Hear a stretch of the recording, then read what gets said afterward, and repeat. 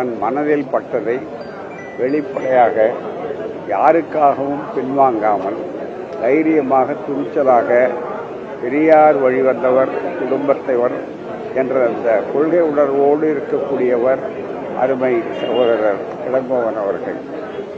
அவரை பொறுத்தவரையில் எந்த கருத்தானாலும் அதை சிறப்பாக வலியுறுத்தி சொல்லக்கூடியவர், சொன்ன கருத்தை ஒருபோதும் திரும்ப பெறாதவர், ஒரே ஒரு அமைப்பு ஒரே ஒரு கொள்கை என்று சொல்லக்கூடிய அளவிற்கு அவர்கள் இருந்தார்கள்.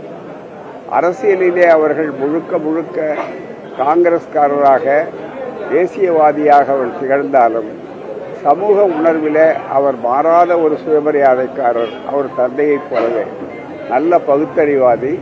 அந்த வகையில் எல்லா நிகழ்ச்சிகளுக்கும் நாங்கள் அழைக்கும் போது வெளிப்படையாகவே கருத்துக்களை தயவு தாட்சணியம் இல்லாமல் சொல்லுவார்கள். அப்படிப்பட்ட ஒருவர்.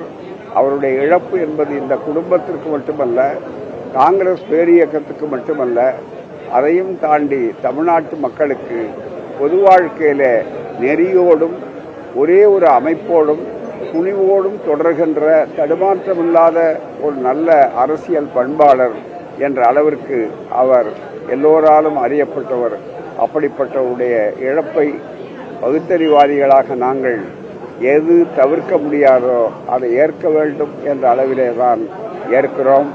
அவருக்கு எங்கள் அந்த குடும்பத்திற்கு, தமிழ்நாடு காங்கிரஸ் கமிட்டிக்கு எங்களுடைய ஆறுதலையும் ஆழ்ந்த இரங்கலையும் தெரிவித்தாலும் அவருக்கு எங்களுடைய வீர வணக்கம். பெரியார் தொண்டர்கள் என்றைக்கும் அவரை மறக்க மாட்டார்கள்.